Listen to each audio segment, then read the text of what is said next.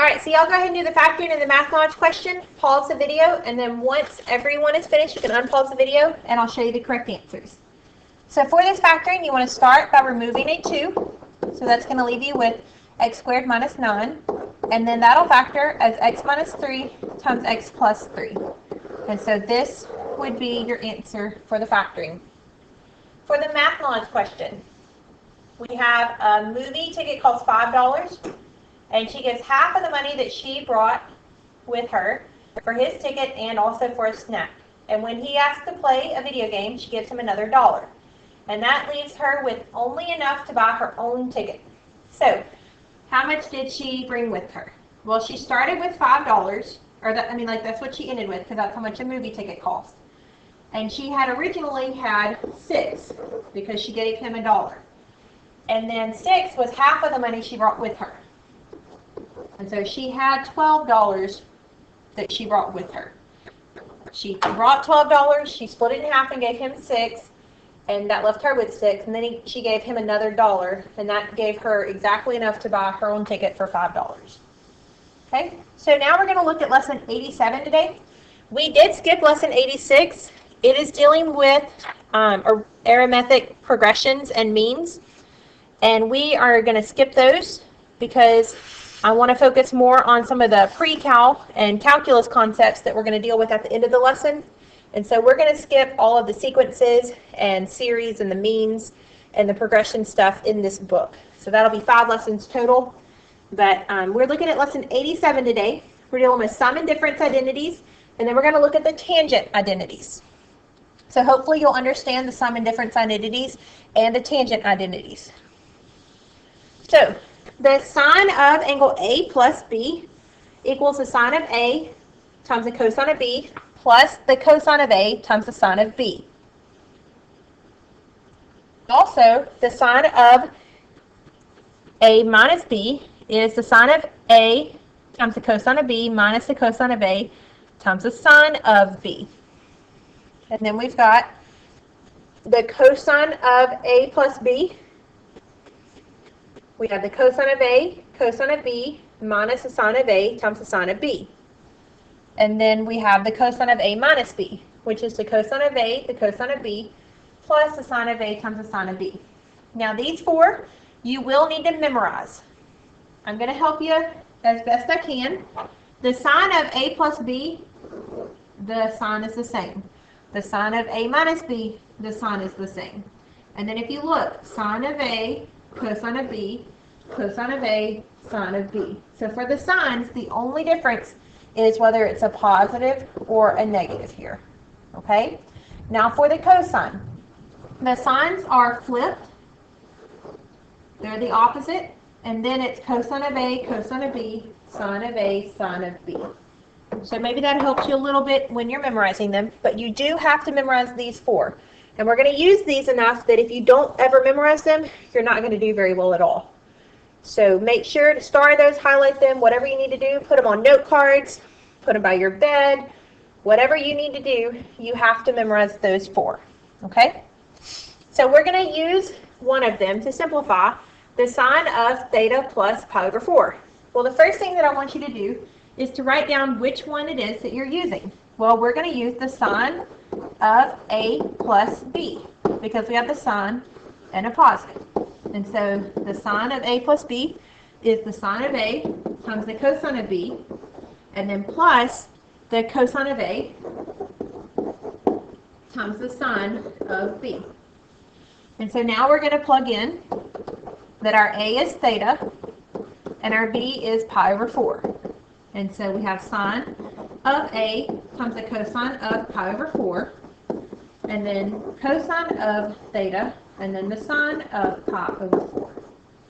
And we can simplify those a little bit because we know that the cosine of pi over 4, that's a 45-degree angle, so that's the square root of 2 over 2, and then plus the cosine of theta, and the sine of pi over 4 is also square root of 2 over 2. And then we can factor out a square root of 2 over 2, and we're left with the sine of theta plus the cosine of theta. And so this would be your answer here. Now, sine theta plus cosine theta is not equal to 1. That is sine squared plus cosine squared. So don't make that sine of theta plus cosine of theta cancel out and make it just equal square root of 2 over 2, because that would not be the correct answer, okay? That, what I have boxed, would be your answer here. So let's look here. We want to find the cosine of angle 15, and it says using a trig identity and the fact that 15 degrees is the same thing as 60 minus 45. So we know that the cosine of 15 would be the same thing as the cosine of 60 minus 45. So we are going to be using the cosine of A minus B, because we have cosine and we have a minus sign here. So that identity is the cosine of A, cosine of B, plus the sine of A, sine of B. And so now we know that our A is 60 and our B is 45. So the cosine of 60 and then the cosine of 45, and then plus the sine of 60 and the sine of 45. And so the cosine of 60 is 1/2. The cosine of 45 is the square root of 2 over 2. The sine of 60 is the square root of 3 over 2. And the sine of 45 is the square root of 2 over 2. And then the first term would be the square root of 2 over 4. And then the second one would be the square root of 6 over 4. And we can write that as the square root of 2 plus the square root of 6 over 4. And so that is what the cosine of 15 actually equals. On these, if you give me a decimal, I am going to mark it wrong, because that more than likely means that you just plugged cosine of 15 into your calculator. You do need to leave it as a fraction, radicals, whatever it is. You just need to make sure it's simplified, okay? Do not give me decimals on these. I would hate for you to get this and then plug it into your calculator and give me the decimal number, okay? Make sure to leave it as radicals and fractions and stuff. So let's look at one more. We want to simplify cosine of theta plus pi over 2. So we're going to use the cosine of A plus B, which is the cosine of A, cosine of B, minus the sine of A, the sine of B. So our A is theta plus pi over 2 for our B, and then we have cosine of theta, cosine of pi over 2, minus sine of theta, and then sine of pi over 2. So cosine of theta times the cosine of pi over 2 is a 0, because you're looking at this point here, which is 0, 1. That's your cosine value, and that's your sine value. So the sine of pi over 2 is a 1. So cosine times 0 goes away, and we just have negative sine of theta.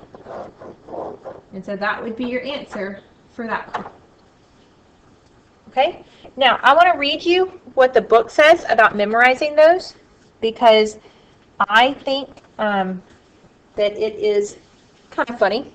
You do have to memorize them, but what it says to do, we suggest writing down these identities several times a day, and that they can be written down as a first step in taking any test that requires the use of trig identities. And so it says that you need to practice by writing them down several times a day. Now, I don't necessarily agree with that, but at any rate, you do have to memorize them. So however you want to do to memorize them, that's up to you, but you have to make sure you memorize those 4, okay? You don't have to write them down several times a day, though, unless you think that that's how you'll be able to memorize them best. All right, so now we're going to look at our tangent identities. We are actually going to develop an identity for the tangent of A plus B, and then we're going to develop the identity for tangent of A minus B. And I want you to make sure that you write out all of these steps in your notes, because you will have to do this on your homework and also on your test. Okay? So we're going to start with the fact that tangent of anything is the sine over the cosine. And so we have the sine of A plus B over the cosine of A plus B. Now, we know that the sine of A plus B is the sine of A times the cosine of B plus the cosine of A times the sine of B. And then we also know that the cosine of A plus B is the cosine of A, the cosine of B, minus the sine of A times the sine of B. Okay? So that's the first thing that you do. Now, there are many ways that you can simplify this. There are many forms of tangent identities. We are going to concentrate on forms where the first entry in the denominator is a 1. So that means that this cosine of A, cosine of B right here, we need to make it into a 1. The only way to make it into a 1 is to actually divide it by cosine of A times cosine of B. So we're going to take cosine of A, cosine of B, and we're going to divide it by cosine of A, cosine of B. Now we're also going to have to divide every other term by cosine of A, cosine of B. And so we have sine of A, cosine of B. We're going to divide it by cosine of A, cosine of B. And then we're going to divide our cosine of A, sine of B by cosine of A, cosine of B. Because whatever you do to one term, you have to divide it by all of the terms. You have to do the same thing. Now, thankfully, some of this stuff will simplify. Cosine of A, cosine of B will cancel on that bottom one to make a 1, which is what we wanted. Okay, now we'll go ahead and finish out the denominator. Sine of A over cosine of A is tangent of A, and then sine of B over cosine of B is the tangent of B. Now, on the numerator, cosine of B will cancel, and we just have sine of A over cosine of A, which is tangent of A. And then we have cosine of A, so it'll cancel, and we have plus just the tangent of B. And so that is the identity for tangent of A plus B, but the whole development is all of this. Okay? So that's how you would actually develop it, all of that. So now we're going to do the same thing for tangent of A minus B. So we're going to start with the fact that tangent is sine over cosine. And so the sine of A minus B is the sine of A times the cosine of B minus the cosine of A times the sine of angle B. And then cosine of A minus B is cosine of A, cosine of B, plus the sine of A times the sine of B. And so now, again, we want this term here to be a 1, so we're going to have to divide everything by cosine of A, cosine of B.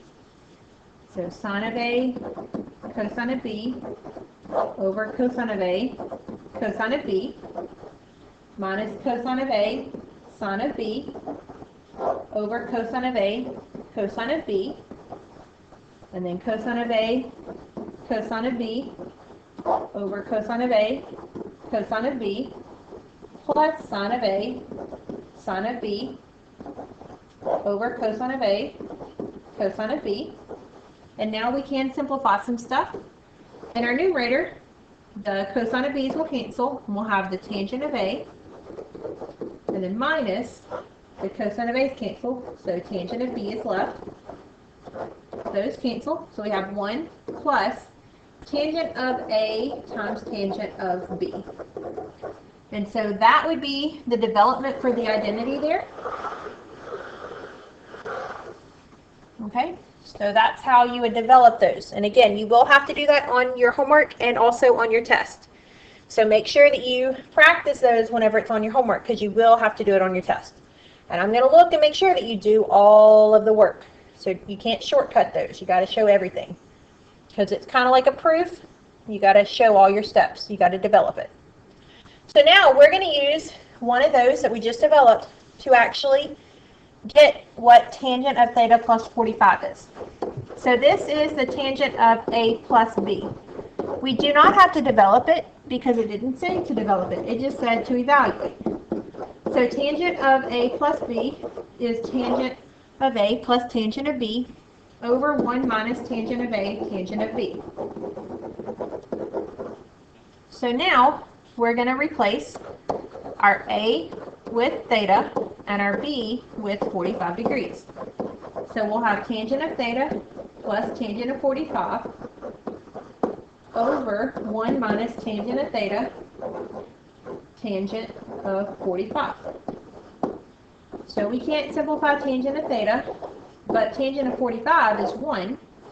And so we have 1 tangent of theta times 1 is still just tangent of theta. So that would be your answer there.